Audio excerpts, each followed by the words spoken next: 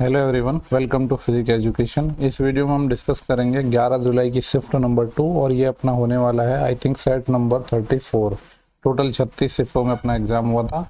तो ज़्यादा time waste ना करते हुए सेशन को अपन स्टार्ट करते हैं। तो पहला क्वेश्चन देखते हैं अपन। पहला क्वेश्चन है बहुत ज़्यादा इंपॉर्टेंट क्वेश्चन है क्योंकि इनवर्स फंक्शन पूछा गया है। देखो यहाँ पे ये कॉस इनवर्स समथिंग लिखा है और कॉस इनवर्स समथिंग लिखा है। Cos inverse x minus cos inverse y का फॉर्मूला होता है, ऐसे ही प्लस में होता है, साइन में होता है। तो बहुत सारे फॉर्मूले होते हैं सारे फंक्शन में।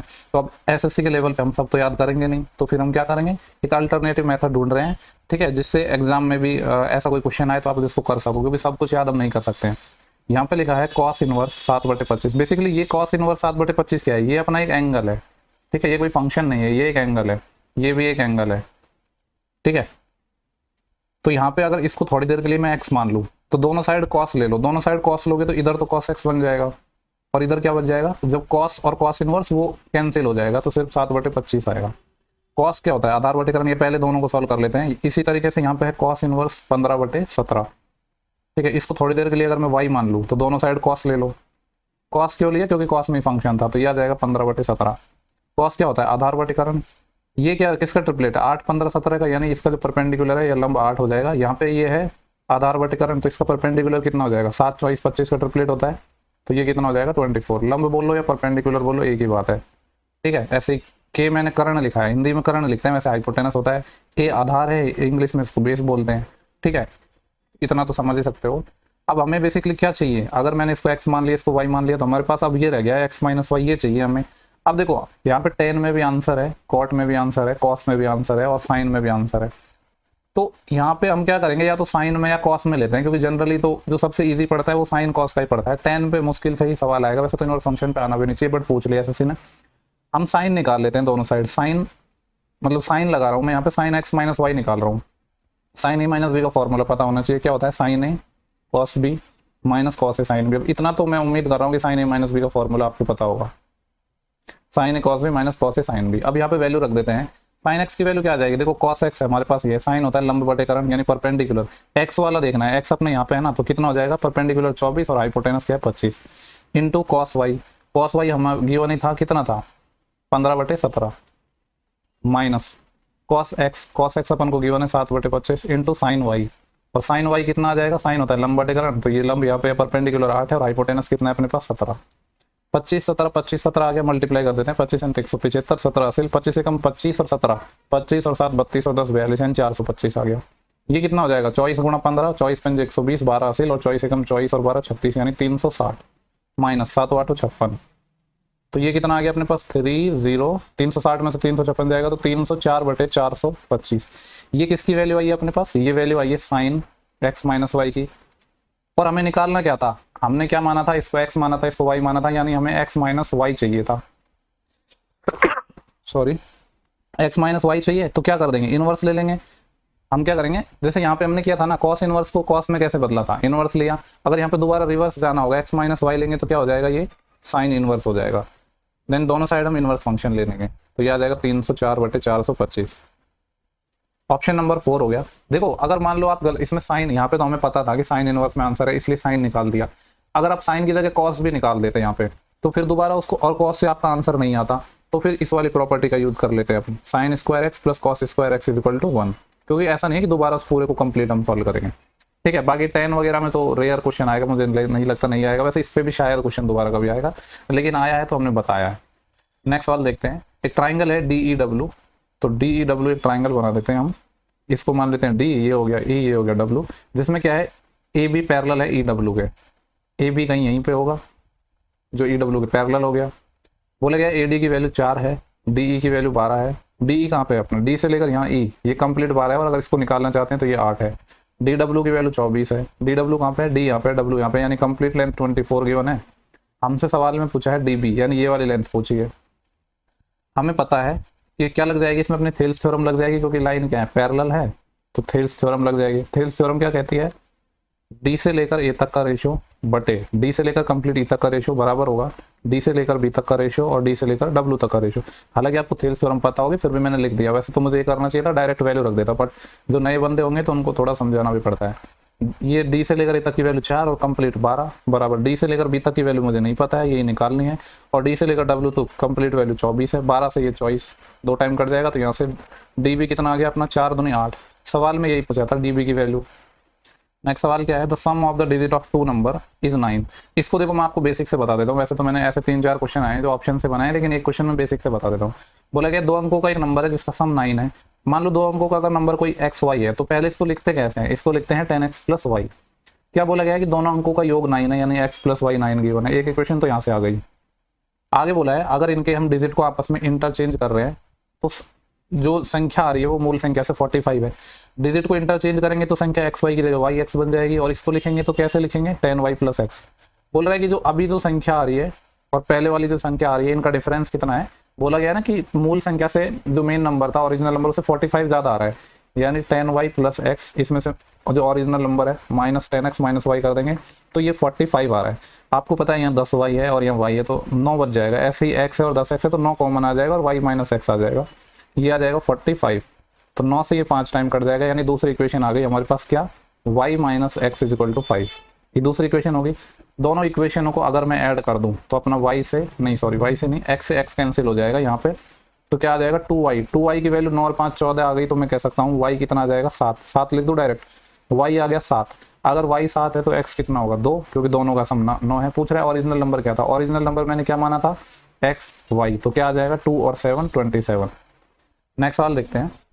बोले गए एक समचतुर्भुज का क्षेत्रफल अपने पास 70 मीटर स्क्वायर है, इसकी हाइट 5 है, तो इसका पेरीमीटर कितना होगा। तो देखो यहाँ पे हमसे पेरीमीटर पूछा हुआ है, एरिया गिवन है और उसकी हाइट गिवन है। जनरली आपने पढ़ा होगा कि रोम्बस में जो एरिया होता है 1/2 d1 d2 होता है, लेकिन उसका तो यहाँ पे दिया नहीं है। रोम्बस क्या होता है, जिसकी चारों साइड इक्वल होती है और जिसके जो डायगोनल है वो 90 पर काटते हैं, इस तरीके से बना लेते हैं हम। ठीक है, ये आपका एक रोम्बस हो गया, ये इसके डायगोनल हो गए, इसमें बेसिकली सारी साइड इक्वल है। तो एक तो एरिया का फॉर्मूला होता है, दूसरा क्या होता है इसका एरिया क्या होता है। इसका अगर मैं बेस को बी ले लूँ या ए ले लो, ठीक है बी ले लेते हैं बेस को मैं क्या मान रहा हूँ बी, मतलब सारी साइड इसकी बी हो जाएंगे। ठीक है, तो ये क्या हो जाएगा बी × h हाइट। अब हाइट इसमें अगर देखना, अगर वैसे तो देखो यहाँ इसमें जो हाइट क्या होगी, यहाँ पे ऐसे परपेंडिकुलर डाल दो ये हाइट हो जाएगी, तो इसका एरिया ये भी होता है। सवाल में बोला गया 70 है क्या एरिया, अगर एरिया 70 है और हाइट गिवन थी सवाल में कितनी 5, इसकी जगह 5 पुट कर दो, तो यहाँ से कह सकता हूँ इसका जो बेस है वो 14 आ जाएगा। अब हमसे क्या बोला है इसका पेरीमीटर बता दो। अगर एक साइड 14 है तो चारों साइड 4 भी हो जाएंगे, यानी 14 चौके 56, तो 56 इसका आंसर आ जाएगा, ऑप्शन नंबर पहला। नेक्स्ट सवाल देखते हैं, क्वेश्चन नंबर 5 है। बोल रहे हैं कि एक अनार का रस है जिसमें क्या है 10% शुगर है, और दूसरा ऑरेंज का रस है जिसमें 30% शुगर है। एक तो क्या है अपने पास पी से लिख देते हैं, ठीक है अनार के रस को, और एक दूसरा क्या है ऑरेंज का रस को ओ से लिख देते हैं। इसमें 10% शुगर है, सेकंड वाले में 30% शुगर है। अब हमसे बोल रहा है कि 2 लीटर हम अनार के रस का यूज कर रहे हैं, यानी 2 लीटर तो हम क्या ले रहे हैं अनार का रस, और 3 लीटर हम संतरे का रस ले रहे हैं, ये 3 लीटर इसको मिक्स कर रहे हैं। तो अब शुगर का रेशो क्या हो जाएगा, तो इसको आप डेविएशन से भी कर सकते हो चाहो तो, ठीक है डेविएशन से भी ये कैसे हो जाएगा, बेसिकली उस टाइप का ही सवाल हो गया कि ये इसका एवरेज 10 है, इसका 30 है, ये 2 लीटर है, ये 3 लीटर है, तो इसको सिंपल फॉर्म में बदला तो 2:3 आ जाएगा। अब इसका मैंने मान लिया कि 10% एवरेज है, फिर डेविएशन देखेंगे 10 से ये कितना ज़्यादा है 20, कितने रेशो पर 3 रेशो पर, इसको डिवाइड कर देंगे 3 और 2 5 रेशो में, तो 5 चौके 20, 4 तो ये 12, 10 और 12 कितना जाएगा 22%, 22% हो जाएगा। ये इसको नॉर्मली ऐसे कर सकते थे 10% अगर ये है इसका 2 लीटर प्लस ये मेथड 2 बता रहा हूँ, ऐसे ये 30% था, इसका 3 लीटर है, इसको डिवाइड कर देंगे 2 और 3 5 लीटर में, तो भी आपका आंसर कितना आ जाएगा 22%। नेक्स्ट सवाल है, 2 स्टेशन है ए और बी जिनके बीच की दूरी है 420 किलोमीटर। ये स्टेशन ए मान लेते हैं, ये स्टेशन बी मान लिया। एक ट्रेन है 11 AM पर शुरू होती है, ठीक है, और वो बी की तरफ चलती है 70 की स्पीड से। यहाँ से कोई ट्रेन 70 की स्पीड से जा रही है, कितने बजे, सुबह को 11 बजे। एंड अनदर ट्रेन स्टार्ट होती है पॉइंट बी से 12 नून को, और वो ए की तरफ जाती है 30 की स्पीड से। इधर कोई ट्रेन जा रही है 30 की स्पीड से, लेकिन ये 12 PM पर शुरू होती है। देखो, और पूछा क्या गया है कि दोनों ट्रेन किस टाइम पर मिलेंगे, यानी रिलेटिव स्पीड का हम कॉन्सेप्ट लगाएंगे। लेकिन रिलेटिव स्पीड का कॉन्सेप्ट तब लगता है जब दोनों सेम टाइम पर चले। ये 11 बजे चली थी, ये 12 बजे चली थी। इसको सेम चलाने के लिए क्या कर सकते हैं हम, या तो इसको यहाँ पे ऐसे मान लो कि इसको 1 घंटे पीछे ले आओ। अगर इसको पीछे नहीं लाना है तो ऐसे कर लेते हैं कि यहाँ पे इसको 1 घंटे पहले चला लेते हैं। ए ट्रेन को बोलते हैं कि तुम 1 घंटे यहाँ तक चल लो, इस पॉइंट तक।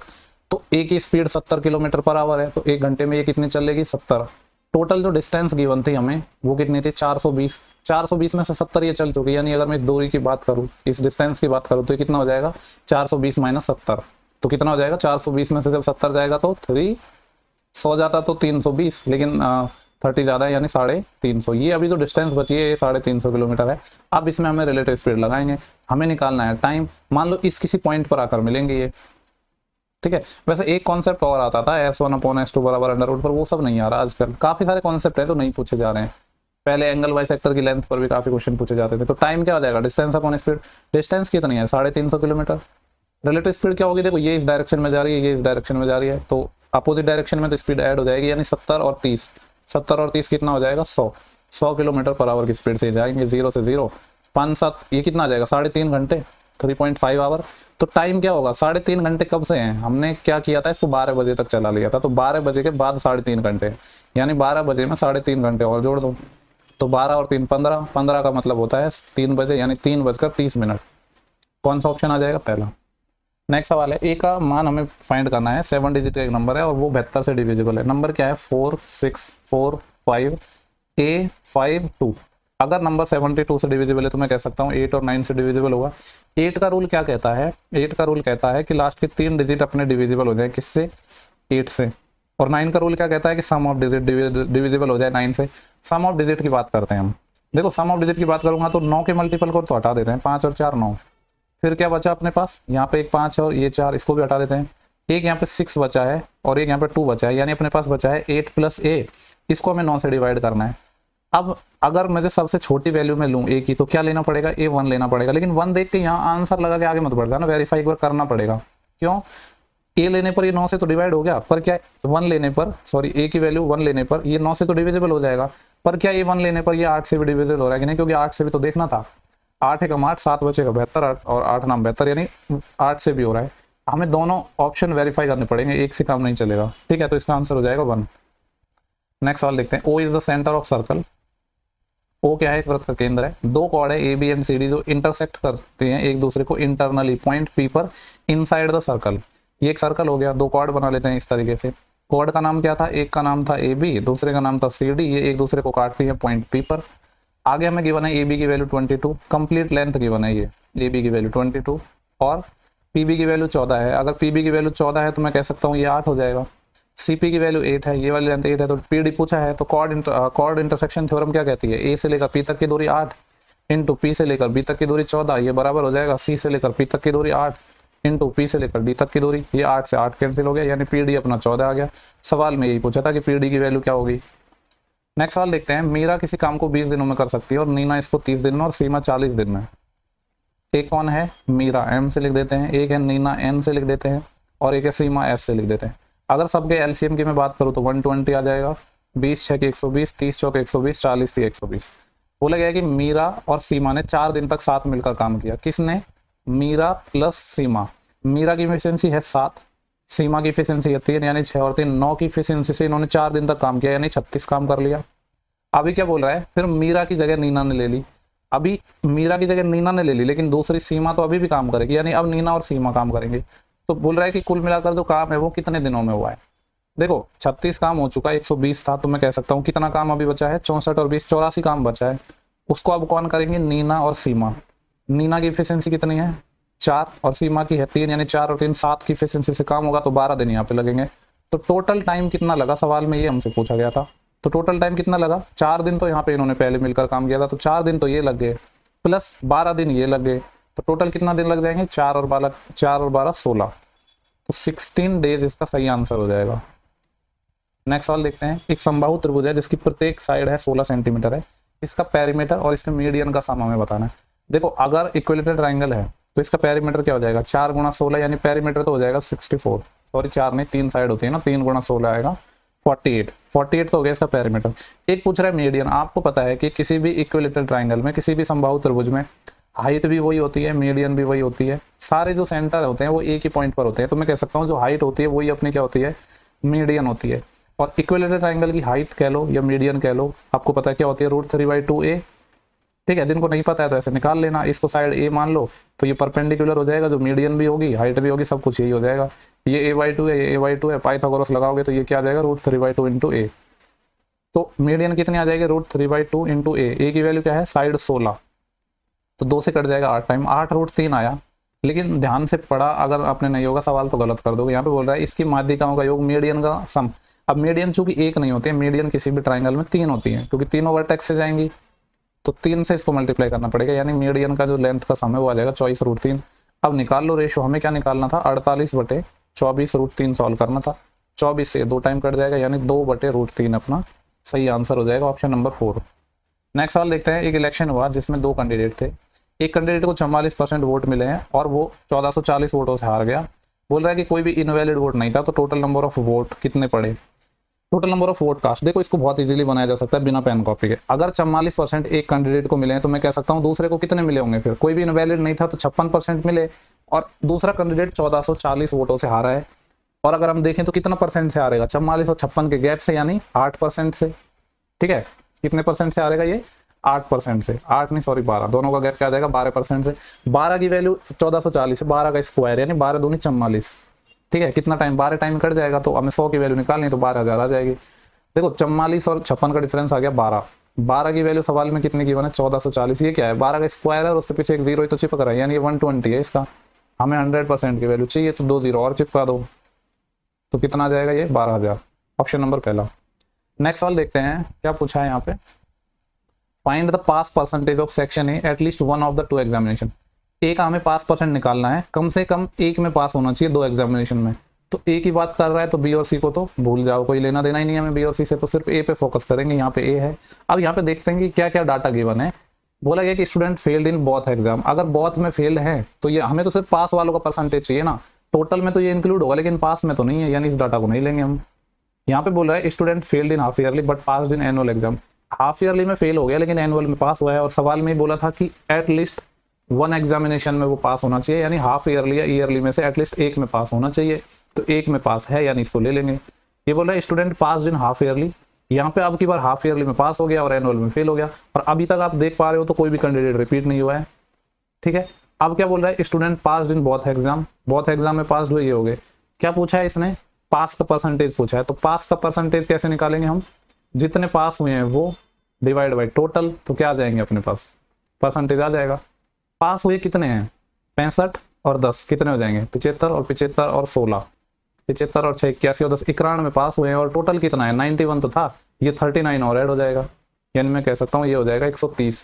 तो हमें देखना है कि ये इसका कितना परसेंट है, परसेंट के लिए 100 से मल्टीप्लाई, 0 से 0, 13 7 91, 7 2 70, यानी 70% अपना सही आंसर आ जाएगा। 70% कौन सा है, ऑप्शन 2।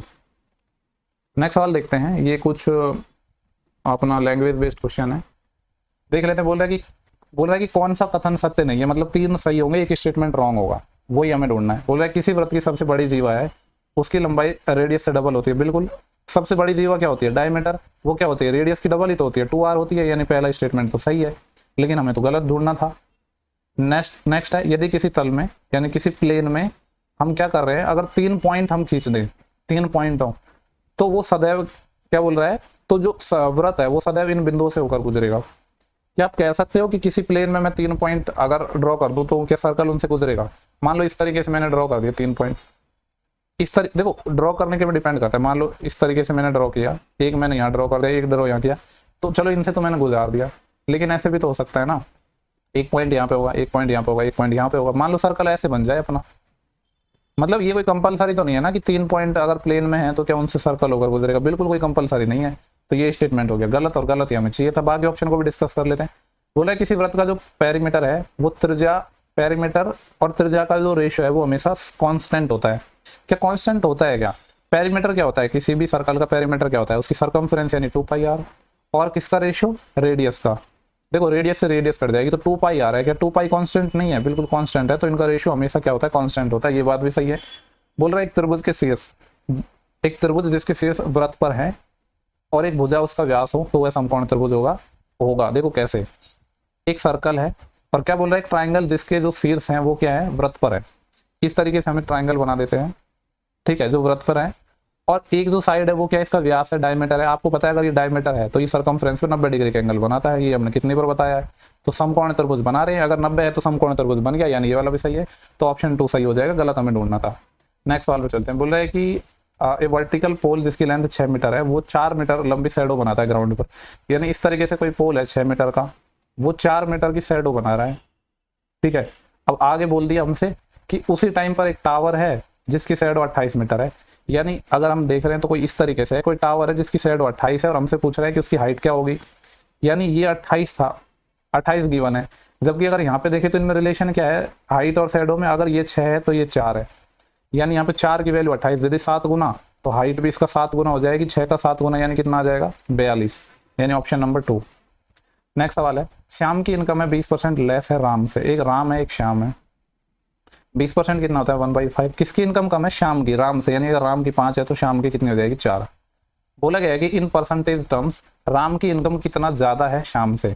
अगर हम परसेंटेज में देखें राम की इनकम कितनी ज्यादा है, 1 यूनिट ज्यादा है किससे? श्याम से, यानी 1/4। 1/4 मतलब कितना आ जाएगा 25%, यानी ऑप्शन सेकंड। नेक्स्ट सवाल देखते हैं, डिवाइड 25 इंटू 2 पार्ट्स। 25 को हम 2 भागों में बांट रहे हैं। किस तरीके से बांट रहे हैं? देखो 25 को हम 2 पार्ट्स में बांट रहे हैं। किस तरीके से बांट रहे हैं कि छोटा भाग मैंने मान लिया कि 2 पार्ट x और मैं y में बांट रहा हूँ, और यहाँ पे x को मैंने y से बड़ा मान लिया, या y को बड़ा मान लो, किसी को भी मान लो, x को छोटा मान लेते हैं, y को बड़ा मान लेते हैं। तो ये बोल रहा है कि छोटे भाग के 4 गुना, छोटा भाग x है तो x का 4 गुना 4x, छोटे भाग के 4 गुने में बड़े भाग का 6 गुना जोड़ दिया जाए, बड़ा भाग यानी y का 6 टाइम जोड़ दिया जाए, तो नंबर 130 आ रहा है। इसको थोड़ा सॉल्व किया जा सकता है 2 से डिवाइड करके, तो ये आ जाएगा 2x plus 3y is equal to कितना आ जाएगा 65। और हमने नंबर को 2 पार्ट में बांटा था x और y में, यानी मैं कह सकता हूँ x प्लस y कितना होगा 25 ही होगा ना,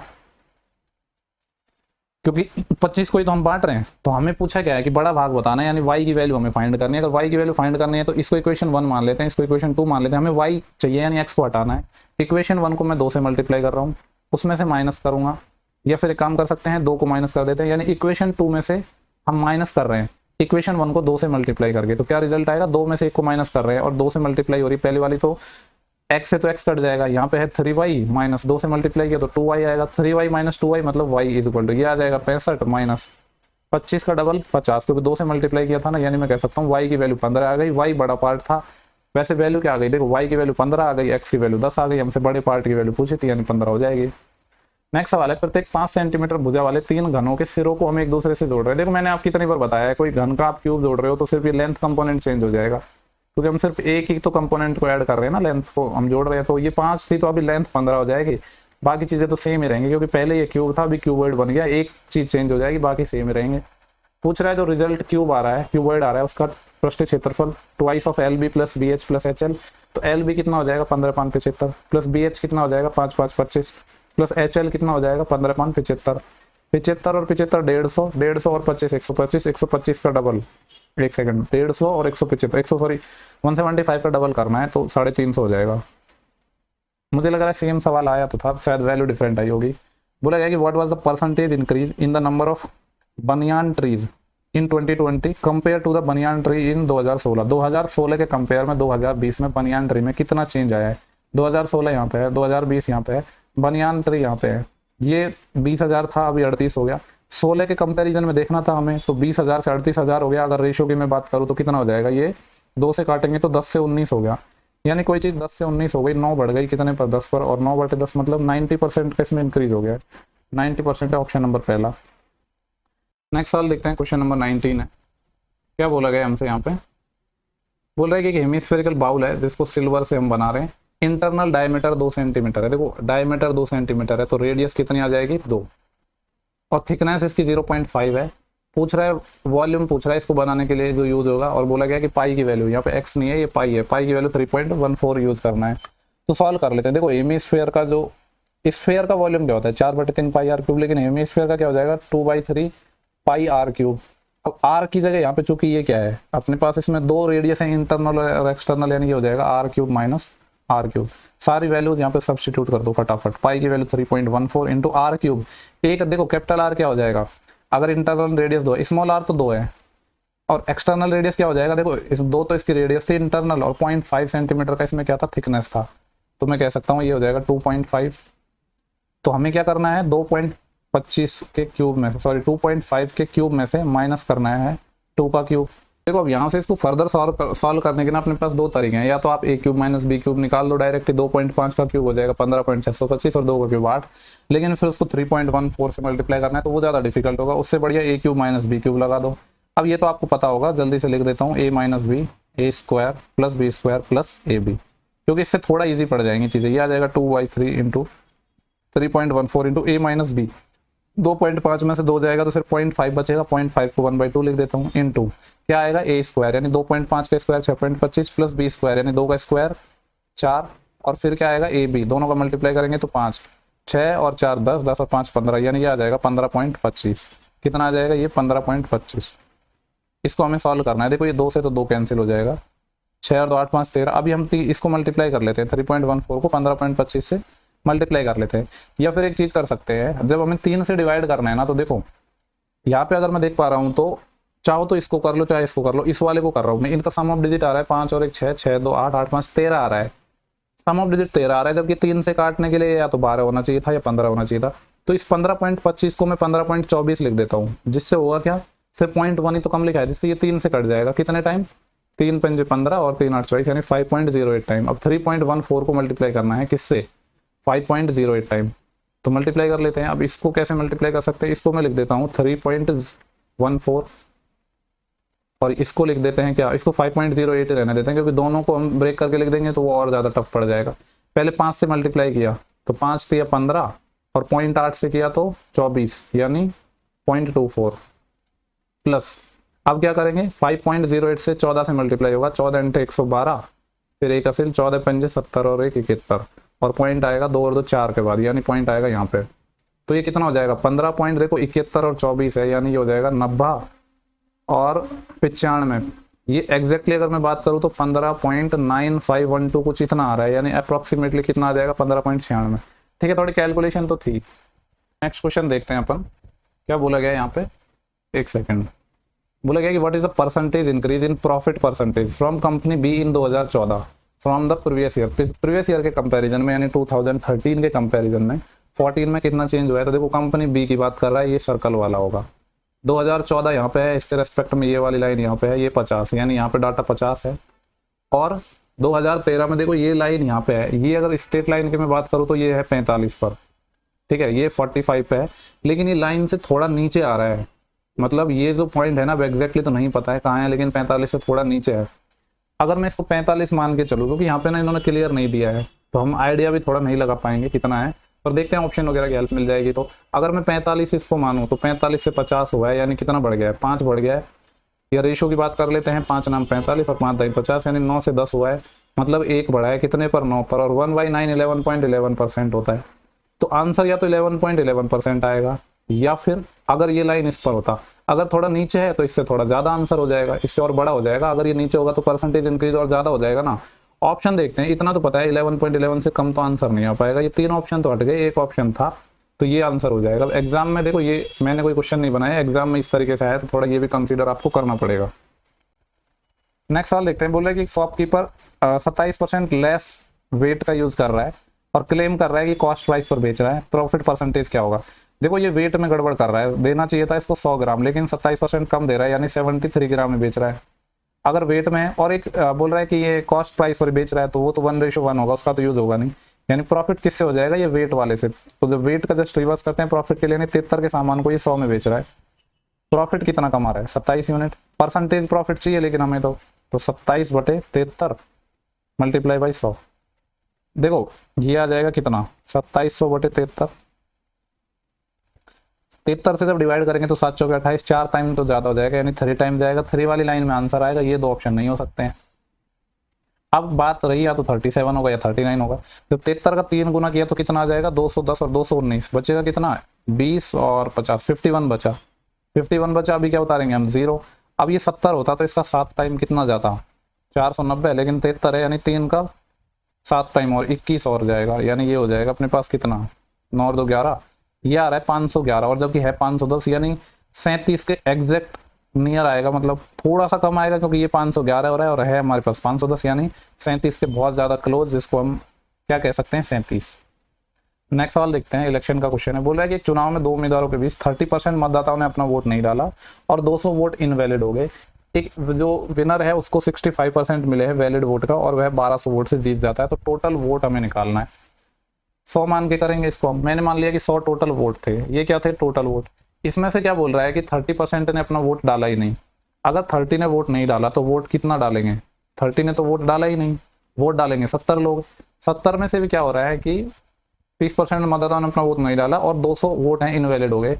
कंफ्यूजन ना हो आपको इसके लिए एक्स मान लेता हूँ इसके साथ। 30x ने वोट नहीं डाला, वोट डाला 70x ने, जिसमें से भी 200 इनवैलिड हो गए, तो 200 माइनस कर देंगे तो ये आ गया अपने पास वैलिड वोट। अब बोल रहा है कि वैलिड में से एक को कितना मिला है, एक को मिला है वैलिड वोट का 65%। अब अगर इसमें से एक को 65% मिला है तो मैं कह सकता हूँ दूसरे को 35% मिला होगा। और बोल रहा है कि वो 1200 मतों से जीत जाता है। यानी अगर देखा जाए तो ये कितने मत से जीत रहा है, 30% से। किसका 30%? वैलिड वोट का। और वैलिड वोट क्या थे, 70x - 200। यानी कहानी इस तरीके से 70x - 200 का कितना परसेंट, 30%, यानी 30/100। इसकी वैल्यू सवाल में 1200 गिवन है। 30 जीरो से यहाँ एक जीरो कट जाएगा, ठीक है, और 3 चौके 12, ये आ जाएगा 400। अगर मैं यहाँ से देखूँ तो 10 भी इधर मल्टीप्लाई में चले जाएगा, यानी ये 4000 हो जाएगा। और ये 200 भी इधर जाएगा तो 4200 बन जाएगा। 70x की वैल्यू 4200 आ गई, हमें x निकालना है तो 70 से डिवाइड भी कर रहा हूँ। 2-3 स्टेप मैंने कम कर दिया डायरेक्ट, यानी x की वैल्यू आ गई मेरे पास 7 6 की 42 60। हमें लेकिन 100x की वैल्यू चाहिए थी, तो 2 जीरो और चिपका देंगे तो कितना आ जाएगा 6000। 6000 कौन सा ऑप्शन है। यहाँ पे मैंने क्या किया है, ये तो 10 को इधर मल्टीप्लाई करूंगा 4000 हो गया, फिर 200 को इधर ले जाऊंगा तो 4200 और इसमें 70 का डिवाइड कर दिया, x निकाल लिया तो 100x अपने पास निकल जाएगा। नेक्स्ट सवाल देखते हैं, काफी टाइम हो गया वैसे, थोड़ा इसको स्पीड से करते हैं। बोल रहा है कि किसी निश्चित संख्या को अगर हम 459 से डिवाइड कर रहे हैं तो रिमाइंडर 19 आ रहा है। अगर सेम नंबर को हम 17 से डिवाइड करें तो रिमाइंडर क्या आएगा। मैंने आपको बताया था कि इसके पीछे का कॉन्सेप्ट तो यही होता है कि आप जो 19 आ रहा है, जब किसी नंबर को हम 459 से डिवाइड कर रहे हैं रिमाइंडर 19 आ रहा है, तो इसी रिमाइंडर को जिस नंबर से पूछ रहा है उससे डिवाइड कर दो तो रिमाइंडर यहाँ पे 2 आ जाएगा, 2 इसका आंसर हो जाएगा। लेकिन क्या वेरीफाई करना होता है, हालांकि एग्जाम में वैसा क्वेश्चन आता ही नहीं है तो वेरीफाई कुछ करने की जरूरत नहीं पड़ती, बट रूल क्या कहता है कि ये जो 17 है ना, इससे ये 459 डिविजिबल होना चाहिए। अभी 17 से डिविजिबल है, ये 17 दूनी 34, 11 बचेगा, 17 से 119। बट ये वेरीफाई करने की भी नीड नहीं है क्योंकि एग्जाम में आज तक ऐसा क्वेश्चन आया नहीं है कोई, मतलब जिससे ये डिवाइड ना हो, 17 से ये डिवाइड ना हो। नेक्स्ट सवाल देखते हैं, by how many vote did the winner defeat the nearest contestant. ठीक है, यहाँ पे बोला गया कि टोटल जो वोट डले हैं वो 720 डले हैं, तो जो विनर कैंडिडेट है उसने उसके जो नियर था उसको कितने वोटों से हराया है। अगर टोटल आप देख पा रहे हो तो यहाँ पे 360 डिग्री है, ये सवाल में 360 डिग्री की वैल्यू 720 गिवन है, यानी 2 गुना है। जो विनर है वो तो ये हो जाएगा क्योंकि इसको 120% मिले हैं, और इसके नियर कौन सा है, विश्वनाथ, इसको 100 डिग्री मिला है, यानी जो विनर है वो 20 डिग्री से जीतेगा। 1 यूनिट की वैल्यू 2 थी तो 20 की कितनी हो जाएगी 40, यानी वो 40 वोटों से जीत जाएगा। नेक्स्ट सवाल देखते हैं, लास्ट सवाल है सिर्फ, बोल रहा है कि 5000 रुपए 2 कैंडिडेट को दिए जाते हैं, एक को 16% के हिसाब से, एक को 24% के हिसाब से। जो सिंपल इंटरेस्ट है आफ्टर 1 ईयर 960 है।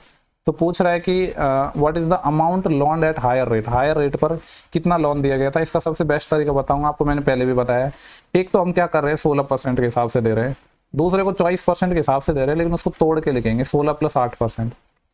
मान लो, क्या कर लो, मान लो कि हमने अगर पैसा 16% के हिसाब से ही दिया होता तो इंटरेस्ट कितना आता, कितना आता इंटरेस्ट, पैसा कितना था टोटल 5000। यहाँ पे हम क्या कर रहे हैं कि यहाँ भी मैंने 16% के हिसाब से देता, यहाँ भी 16% के हिसाब से देता, तो इंटरेस्ट कितना आता 5000 का 16%, यानी कितना आता 800 रुपये। जबकि इंटरेस्ट एक्चुअली में क्या आ रहा है 960 रुपये। कितना एक्स्ट्रा आ रहा है, ये 160 रुपये। अब आप बता सकते हो ये एक्स्ट्रा क्यों आ रहा है। ये एक्स्ट्रा इसलिए आ रहा है क्योंकि दूसरी स्कीम में हमने ये 8% एक्स्ट्रा से दिया है। तो यहाँ से मैं कह सकता हूँ सेकंड वाले स्कीम में 8% की वैल्यू 160 है, कितना गुना है, ये 20 गुना है। अगर इसी में मैं 100% की वैल्यू निकालूं सेकंड वाले में तो कितनी आ जाएगी 2000। अगर इसमें मैंने 2000 पैसा दे दिया है तो इस पहली वाली स्कीम में 3000 रुपये दिया है, लेकिन हमसे पूछा है कि जो हायर रेट पे हमने पैसा दिया है वहाँ पे कितना दिया है। हायर रेट तो ये वाला है, तो यहाँ पे कितना दिया है 2000। 2000 कौन सा ऑप्शन है, ये। ठीक है, इसी तरीके से मैं हमेशा सवाल को बताता हूँ।